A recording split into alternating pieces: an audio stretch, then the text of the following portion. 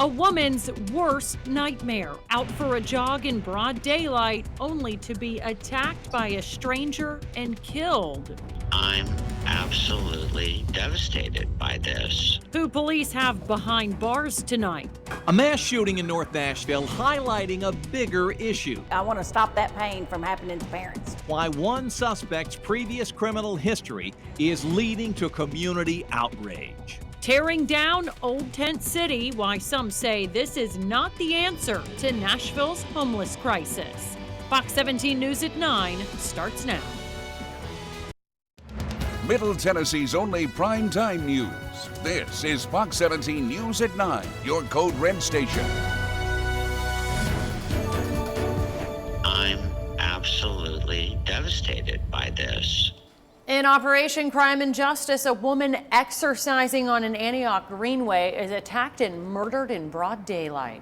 I'm Megan O'Halloran. And I'm Scott Couch. Tonight, Metro Police tell us they have the killer behind bars, and they say their suspect didn't know the victim at all. Perfect strangers. Fox 17 News' Karen Aguilar is downtown at Metro's Central Police Precinct after speaking with witnesses as well as some of the victim's neighbors. Scott, those who knew Alyssa Lockett tell me she was kind and loved fitness. Tonight, they are heartbroken. Alyssa Lockett's neighbor, Guy Gilchrist, is still in disbelief someone killed his friend. I'm absolutely devastated by this, and I'm very shocked. He tells me the Vanderbilt neuroscience graduate mostly worked from home and was always helpful. She was just incredibly kind to me, the neighbors adored her. Metro Police say Monday evening, Lockett's was working out on the Mill Creek Greenway in Antioch when Paul Park, a complete stranger, followed her, tried to rape her, and killed her. Belani lives near the Greenway and heard the gunfire. Well, I heard gunshots when I was in the house. It was right before I was thinking about going walking on the same trail. She and others in the area on high alert, calling for more safety. Their councilman, John Rutherford, says Metro needs to have more gates, lighting, increased patrols, and especially license plate readers, which need to be approved by the mayor, who has withheld funding. We've been dragging our feet on that as well. Police Chief John Drake agreeing in this press conference. LPRs make us safer. He says even though the suspect was caught less than 24 hours later, if it hadn't been for dashcam video, he wouldn't have been caught so quickly. People who knew Lockett's hope justice is served. That after he's had his day in court, that he's put away, and he's put away for good.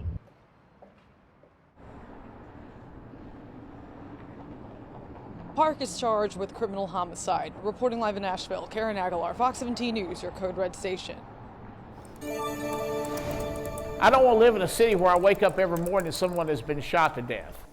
2 men suspected in a deadly mass shooting near Tennessee State University now under arrest. One person was killed, 9 others are hurt, and tonight Metro Police say 4 of the 5 people who opened fire in this case have criminal records.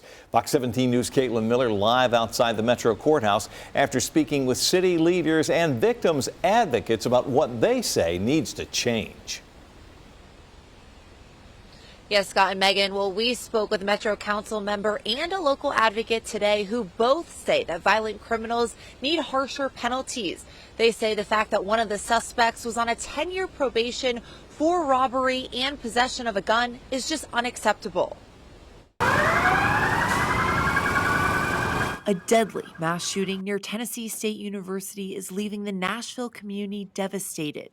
Police say 5 people with local gang affiliations indiscriminately started shooting at each other. I want to stop that pain from happening to parents. Metro Councilwoman Jennifer Webb says what's even more frustrating is 4 out of the 5 accused shooters have a criminal history. Metro Police arrested Marquez Davis and DeAnthony Brown, who are now charged with criminal homicide. Police say Davis was on a 10-year probation for robbery, possession of drugs for resale, and felony gun possession. Even when the district attorney here goes forward and prosecutes, you have judges giving out these lenient sentences. Rick Williams, an advocate for harsher penalties for violent criminals, emphasizes state laws need to change to keep these repeat violent offenders off of our streets. I'm asking legislators I know to introduce legislation that have a mandatory 10-year sentence if you're convicted of a felony and you're in possession of a gun. Metro Police Chief John Drake says the shooters had no regard for human life and adds the entire criminal justice system must treat violent gun crime with the seriousness it demands, with resulting incarceration for those convicted. Webb says bonds need to be set higher, and we need to know these criminals' full history. The magistrate doesn't have all the information outside of Nashville to pull the history on a lot of people, so we need to get that implemented in order to keep our community safe. One of the 5 people involved in this shooting died at Vanderbilt Medical Center. 2 others are wounded and hospitalized. Reporting live from downtown, I'm Caitlin Miller, Fox 17 News, your Code Red station. Caitlin, thank you. We want to know what you think. Tonight's Fox 17 viewer poll on X asks how you feel about how the local court system is treating violent offenders. 377 votes coming in. Look at this, the big number right there in the middle. 95.8% say we think the court system is treating violent offenders too leniently. The poll's live right now. If you'd like to cast your vote, scan the QR code there on the right-hand side of the screen. It will take you directly to our poll, and we will show updated results later in the newscast.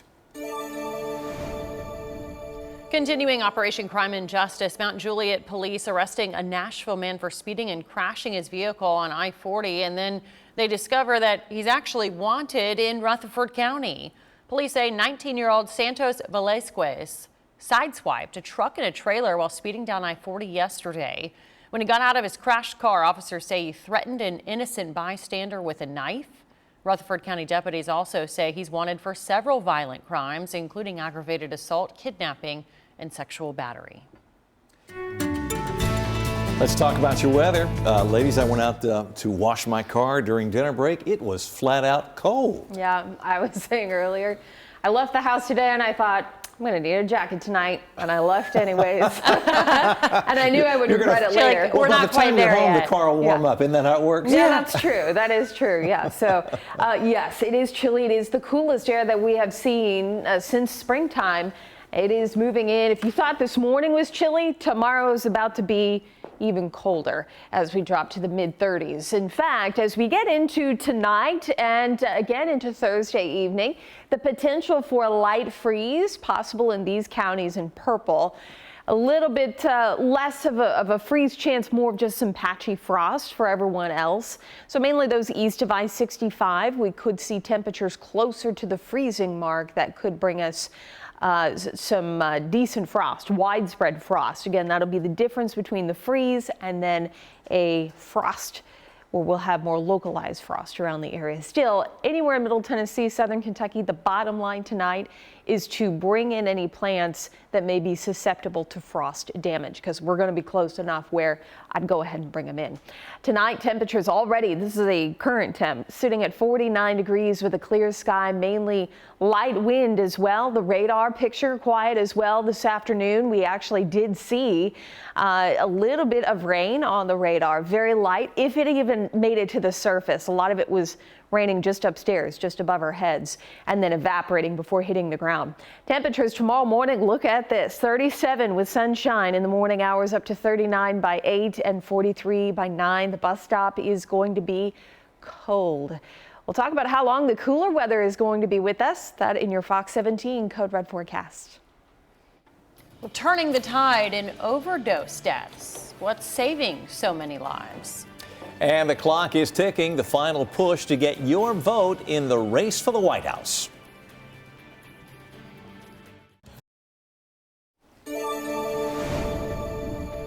Continuing coverage of the recovery from Hurricane Helene. Emergency crews in North Carolina say 92 people are still missing in that state alone.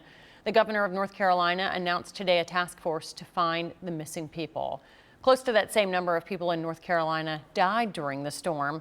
So far, the state has 96 deaths. Drowning was the leading cause of death, but others died in landslides. Fox 17 News is partnering with the Salvation Army and our parent company, Sinclair Inc., to help with Hurricane Helene relief efforts. Viewers like you have already donated over $302,000, and Sinclair is chipping in an additional $50,000 to bring our grand total now to over $352,000 collected. Thank you so much for your generosity. You can scan the QR code on your screen or head to sinclaircares.com if you'd like to make a contribution. In health news tonight, overdose deaths here in the U.S. are at the lowest point they have been in 3 years. Overdose reversing medication is getting some of the credit. Fox 17 News' Amanda Chen looks at the research and tonight explains why experts say there is still a lot of work to be done. It's being called unprecedented progress in the fight against the drug epidemic. Overdose deaths involving fentanyl and other synthetic opioids are down 20% year over year. A lot of the work that we're already doing when it comes to public awareness and access to reversal agents is working.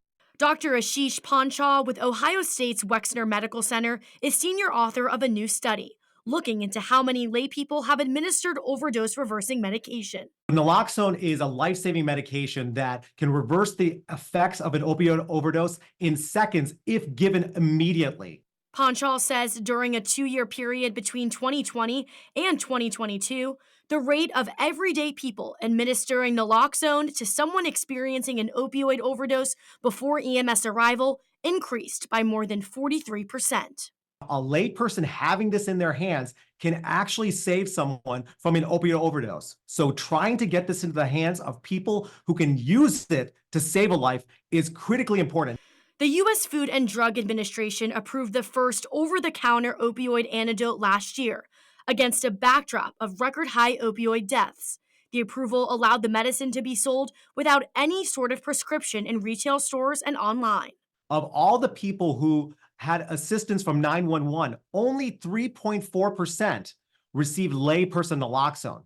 So the word is out. The access is available, but we have a lot more work to do. I'm Amanda Chen reporting for Fox 17 News, your Code Red station. Health experts say while naloxone can quickly restore normal breathing to a person who is experiencing an opioid overdose, it won't hurt somebody who is not on opioids. So experts say by all means it's okay to give the medication if you suspect someone is having an overdose. In consumer news, vinyl might be on the way out again. Numbers show a 30% drop in record sales compared to this time last year.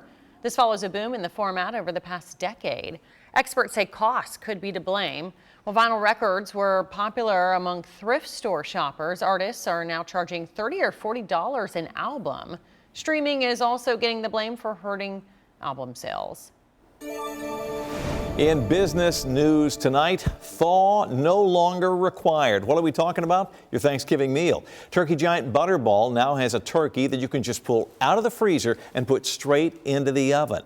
They believe this is going to make the holiday meal process a lot easier, no doubt. The company says you just unwrap this turkey and then roast it. It is on store shelves now. Question is, do you do it? Well, hopefully you buy the right one, because then if you don't, you're I know, you're toast. Up a creek. Or, you know, these frozen birds, I'm hoping that you don't, you know, the stuff on the inside's already taken out. I hope so. Well, someone does the dirty work. You're sure that like, Butterball has like thought of all this, Yeah. but that's very interesting. Yeah. It doesn't surprise me. It seems like we're coming up with new ways to make it things easier. faster, and easier. Hey, let's start off with a live look here over downtown. Things are quiet tonight, and we're going to be looking cold for tomorrow morning, as we were talking earlier. First frost of the season expected, and temperatures for tomorrow will be on the cool side as well. Now, it felt pretty chilly today. We reached 61. I think we're at 60 tomorrow, but the sun will be out, so it may feel a little bit better outside. But anywhere between 15 to 20 degrees below average here in the blue area. Does include much of Middle Tennessee. We should be at 60. Our average is 75 for this time of year. Sunshine the story, though. By 10 o'clock, we're at 49. 59 by 2, and looking at upper 50s with sunshine for the afternoon. But boy, will it be cold in the morning. Save all the mums if you can. Bring them inside, because they will need some protection from the overnight temperatures here area-wide in those low 30s. And then as we head into the afternoon, we're looking at temperatures right around 60 degrees. We're going to do it all over again as we head into early Thursday morning. We'll be around the freezing mark, if not just above it, for folks out toward the Cumberland Plateau. Nashville, I think, will be hovering right around 40 degrees, so we may escape the light frost, but I might as well keep the plants in. If you bring them in tonight, just leave them inside through tomorrow evening. If you're not ready for the cooler weather, the good news is there is a warm up on the way as we head towards the weekend, so just in time for outdoor activities, maybe the pumpkin patch this weekend.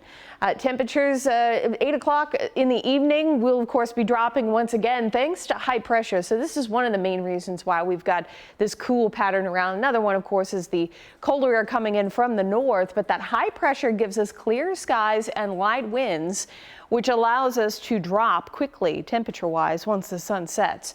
So we'll see those 30s for the morning on Thursday. Thursday evening, we'll see clear skies still and not much in the way of rain anytime soon. Front stays well to our west, and so does all of the rain and other activity, the S word, in the mountains out west. In fact, actually, there was snow in the Smokies I saw this evening.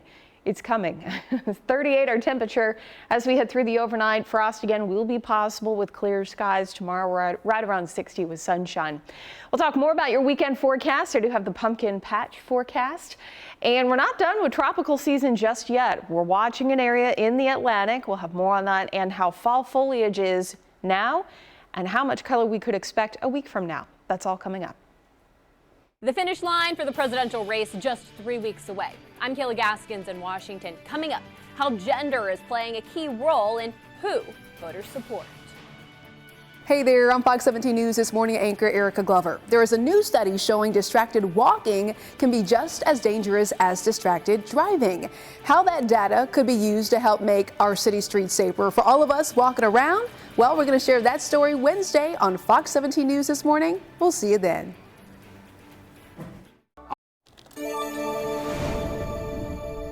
3 weeks from today, voters will head to the polls to cast their ballot for president. As Fox 17 News' Kayla Gaskins shows us, that means little time remains for the two candidates to sway your vote.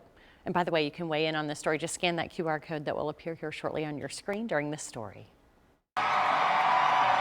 Donald Trump and Kamala Harris crisscrossing the nation in the final sprint to the finish line of Election Day. I'm going to bring down your energy costs 50%. Mine will strengthen the economy. His will make it weaker.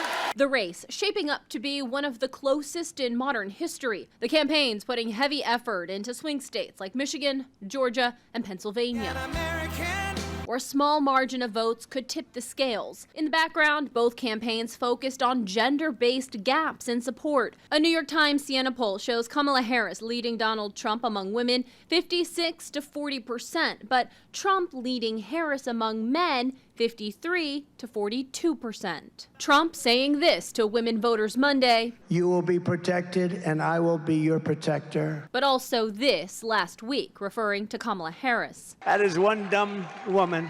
No, I don't want to be nice, you know. Somebody said, you should be nicer. Women won't like it. I said, I don't care. Meanwhile, a Harris ad targeted at men falling flat. I'm a man. I'm a man, man. I eat carburetors for breakfast. I ain't afraid of bears. Critics calling it perhaps the cringiest political ad ever. This ad should have never aired. If you want to turn men the other way, this is how you do it. They are so out of touch. Historically, women have better voter turnout than men, which could end up being an advantage for Kamala Harris. In Washington, I'm Kayla Gaskins. Well, during that story, we had a QR code linking up to this poll asking the question, will the upcoming presidential election make a big difference in your life?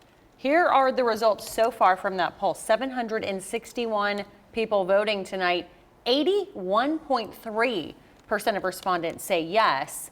18.7% say no. So we'll see if that's indicative at the polls. If you want to avoid the long lines come Election Day, early voting in Tennessee will start tomorrow. It is the last presidential election, or I should say in the last presidential election, more than 2 million Tennesseans voted early. That's actually more than twice as many people as actually turned out to vote on Election Day. You have until October the 31st to cast an early ballot for this year's presidential election. Election Day, of course, November 5th. Now, whether you're voting early, need to request an absentee ballot, or just want to check the status of your voter registration, we have you covered. Go to our website, fox17.com, click on Fox Links to be automatically connected to the official Tennessee election website. Well, speaking of early voting, Georgia shattering its record for early voting turnout on the first day. Folks casting more than 250,000 ballots. That's according to state election leaders. The Peach State is a swing state and expected to play a crucial role in who will take over the White House. Tearing down parts of Old Tent City downtown by the river, why Metro City leaders say this is being done in the name of safety.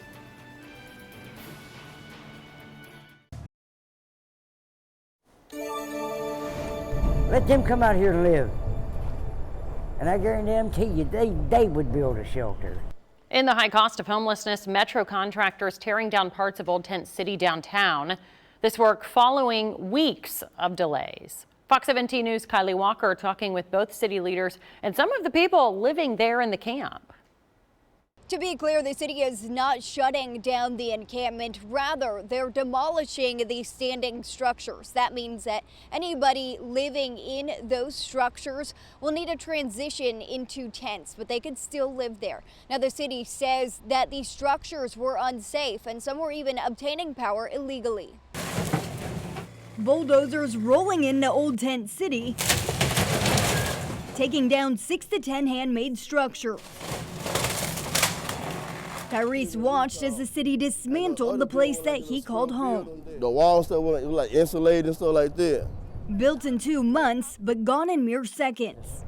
Where are they going to go? Now what are they going to live in? His friend known as Junebug stood close by, visibly frustrated. His dog tore his tent up, so he built a shelter for him and his dog. And you see it. There it is. There it is. There's the results of it. Roughly 45 days ago, the city slapped this notice on the structures with a warning of what's to come. This is not a situation we take lightly. April Calvin from the Office of Homeless Services acknowledged the emotional strain. Never give up. But also emphasized the need for action after a city task force determined the structures were uninhabitable following extensive discussions. Some had a fencing that was so high you couldn't see on the other side, and there were concerns of people being, sexually assaulted. With fire and carbon monoxide risks, Calvin also notes some 2-story structures swayed dangerously in the wind. If our city cares enough about safety to spend who knows how much on bulldozers, then we need to be getting more people into housing. Lindsay Crinks with Open Table Nashville calls on more permanent solutions. Open Table providing tents, tarps, and mattresses in the meantime. Lots of city resources out there today. Now, Metro Police had several officers out there the whole time that our crews were there for over 5 hours. But as far as money goes, the mayor's office says the demolition took place through an already existing contract that the city had. Therefore, they did not incur additional costs. For now, reporting in Nashville, Kylie Walker, Fox 17 News, your Code Red station. Update now on efforts to keep street vendors out of the Gulch neighborhood downtown. As Fox 17 News' Johnny Maffey shows us, members of the Metro Traffic and Parking Commission have taken up this issue but have not made a final decision. Well, the Metro Traffic and Parking Commission meeting lasted about 3 hours, and there were both proposals and petitions presented in hopes of expanding the restrictions on street vendors. Now, there are a couple different hopes here. One has to do with the size of the sidewalks. No street vendors means more room on the sidewalks, making things safer for foot traffic, and the other hope would be easier access to restaurants and businesses. Now, there are already some street vending restrictions downtown, and this would be an expansion on that. As for the street vendors, well, they want to be where the foot traffic is. That's how they succeed, of course. Metro Councilor Jacob Coupin has talked to both sides on this argument, wanting both sides of the businesses to succeed, and the vote was deferred to November. It's something we'll be following. In the Gulch, Johnny Maffey, Fox 17 News. your Code Red station. Well, a recall alert affecting something that you may have right now in your refrigerator. Health leaders expanding the number of grocery store chains impacted by a massive meat recall linked to listeria concerns. The USDA says Walmart, Target, Kroger, 7-Eleven, and Aldi all are now included in the list of stores that carried potentially contaminated pre-cooked meat. It's from producer Bruce Pack. Last week, the agency announced a recall of nearly 10 million pounds of ready-to-eat meat and poultry. The recall includes products from several brands.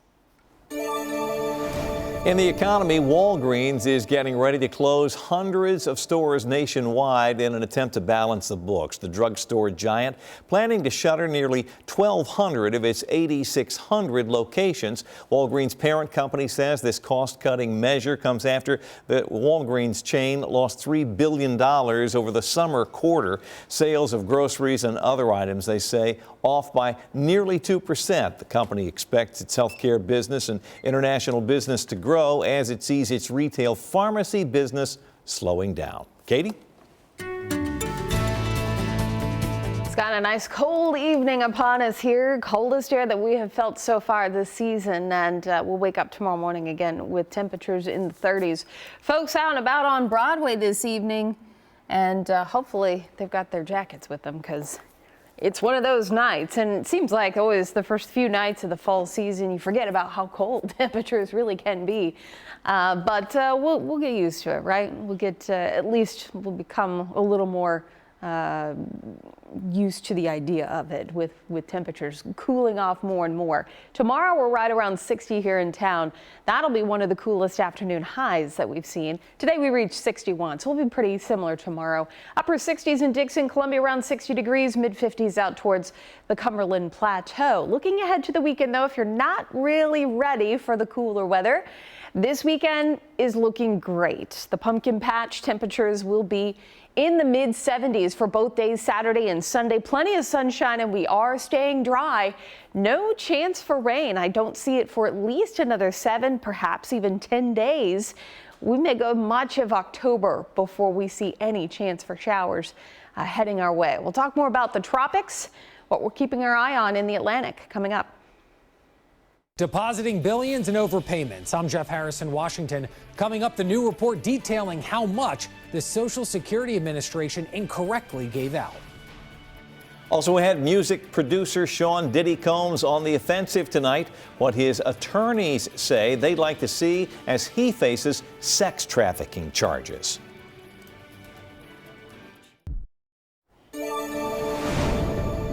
New tonight, a report that says Uncle Sam is overpaying $9 billion a year in Social Security benefits. Well, experts say the system supposed to catch those errors needs changing. Fox 17 News' Jeff Harris digging into those numbers.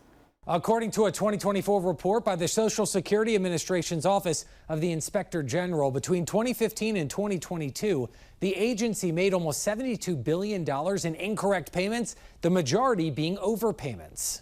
Madeline Somerville, an attorney at Georgia Trial Consulting, tells us a former Social Security employee sharing the billions the agency distributed in overpayments is quite revealing. It doesn't seem like a lot, but as we all know, that adds up over time. According to a 2024 report by the SSA, between 2015 and 2022, the agency made almost $72 billion in incorrect payments, the majority being overpayments. So people are struggling to figure out exactly how much money do I have each month. That SSA employee is Avram Sachs, who started speaking out about overpayments when he realized the process had gotten worse. Sachs recently telling the U.S. Sun, quote, "It was at that point that I realized the system for assessing overpayments was really messed up, and as a government attorney, I needed to make sure that what I was advocating in federal court was correct."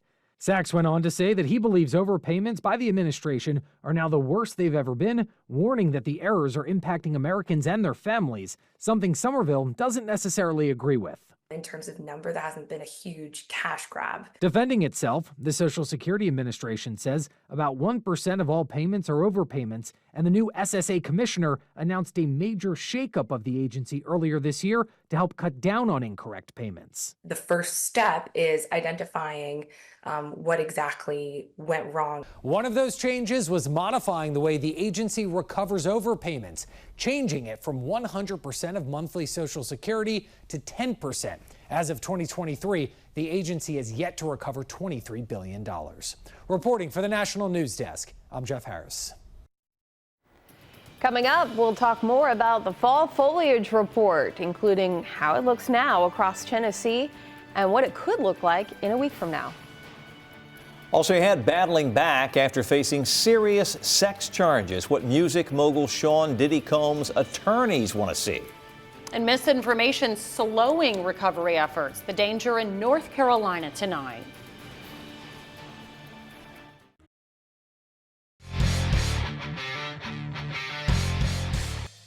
The high school football season is officially here, and this time the frenzy is starting before kickoff. Fox 17's Football Frenzy Live starts at 6:30 every Friday night and will get you ready for all the biggest matchups in the mid-state. Our pregame show will be live at our game of the week every Friday night of the high school football regular season. From coach and player interviews to Friday night forecasts and fantastic fans, we have you covered in Nashville's only 30-minute high school football show. So join us every Friday night at 6:30 for Football Frenzy Live. Tonight in Crisis in the Classroom, a Nashville private school student is accused of making a threat of mass violence. This case, a 17-year-old student who attends High Road School here in Nashville. Metro Police say the student sent messages threatening to shoot up High Road School. Crisis in the Classroom is our commitment to you, our viewer, to expose problems in our schools as well as to look for solutions. If you have a story you'd like to see us cover, send an email to news@fox17.com or you can call our tip line 615-266-4149. New developments in the sex trafficking case against music producer Sean Diddy Combs. Today, his lawyer asked the judge overseeing the case to order the government to disclose the names of Combs' accusers. Combs' lawyers say they need to prepare for trial and those names are needed. He pleaded not guilty to sex trafficking, racketeering, and other charges. His lawyers also raised concerns about Combs' prosecution, claiming the case is racially motivated. In health news tonight, President Biden is invoking the wartime powers of the Defense Production Act to help with the nation's shortage of critical IV fluids. Baxter International, a company located in North Carolina, is the largest manufacturer of IV fluids in the country. Former Hurricane Helene severely impacted operations at their North Carolina plant. Now, while the company is once again distributing supplies, there are still significant restrictions on the amount that customers can order. This includes dialysis solutions for people who are having kidney failure. The Wartime Powers Act will give this company priority access to the materials that it needs to clean, rebuild, restore, and restart production. Looking ahead to a big weekend of football on Fox 17. College football takes over Friday night as Oregon takes on Purdue. That game starts at 7. Then we've got a college football triple header for you on Saturday. It starts with Nebraska taking on number 13 Indiana starting at 11 a.m. In the afternoon game, we've got Colorado battling Arizona, a Big 12 matchup that starts at 3. And in the night game, 18th ranked Kansas State taking on West Virginia Saturday night at 7. And we've got an exciting NFL doubleheader for you on Sunday. First, it's the Detroit Lions taking on the Minnesota Vikings. That matchup starts at noon. And don't miss the Kansas City Chiefs battling it out against the San Francisco 49ers. You can watch that game starting at 3 p.m. right here on Fox 17. There's something about getting up early in the morning and going for a run. Tomorrow morning, though, going to be a bit on the cold side. Although I know a lot of runners do actually like the cold weather, myself included. We tend to like the cooler conditions because it makes our run, believe it or not, a little more comfortable. Dry weather too, so tomorrow is not going to be a bad morning for a run at all. We'll be in the upper 30s to low 40s. Sunshine around through the afternoon and throughout the morning as well. Very different from what we had today with the cloud cover that was kind of hanging around. All right, let's talk more about our fall foliage report here. At the moment, we do not have a lot of color going on area-wide. The exception, of course, is going to be out near the border of North Carolina and Tennessee up in the Smokies. But for now, we've got this little color going on.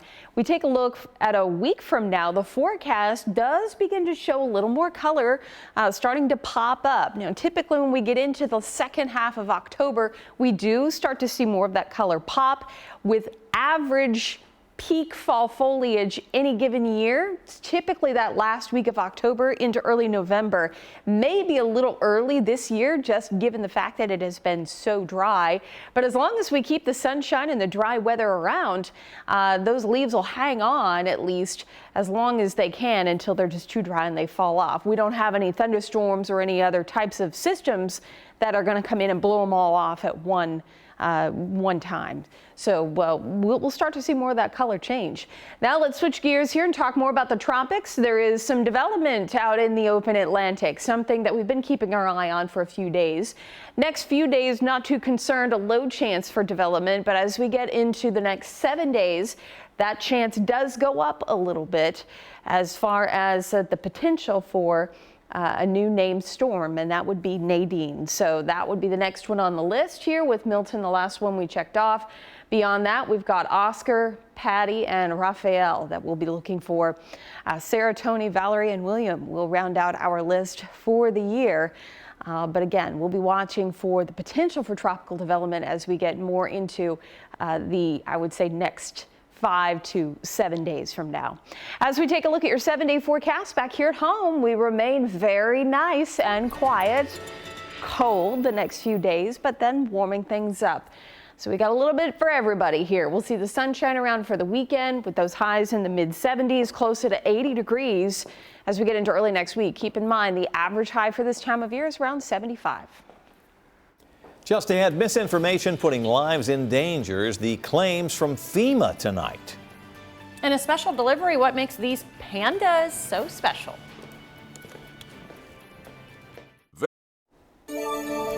Continuing coverage tonight as safety concerns slow recovery efforts in North Carolina following Hurricane Helene. And as Fox's Dana Marie McNichols explains, misinformation about FEMA's funding has put some workers' lives in danger. Running water returning to parts of Asheville this week for the first time since Hurricane Helene tore through North Carolina. The road to recovery will be long, and we will be with Western North Carolina every step of the way. More than 2 weeks after the storm, dozens of people are still unaccounted for, and thousands more remain without power. Folks here are bracing for a long and expensive recovery. I guess it'll take years, honestly, for this to be taken care of in this area. Just rebuilding things and getting things back to normal. FEMA says it's working overtime to organize and distribute emergency aid across the state, but temporarily put some work on hold as police investigated reported threats to the agency. Officials are now working to address what they say is misinformation about disaster relief and funding. The federal family has been here, working side by side with the state since day one.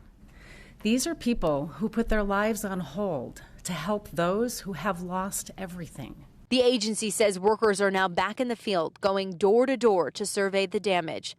So far, more than 170,000 people have applied for individual assistance, and nearly $100 million has been handed out directly to survivors. Hundreds of residents are being housed in shelters. This is a whole of community effort that will take investment from all sectors to be successful. Early estimates show that Helene could end up costing more than $47 billion. In Nashville, I'm Dana Marie McNichol, Fox News. The U.S. welcoming its newest visitors, while you won't get to see these pandas in public just yet.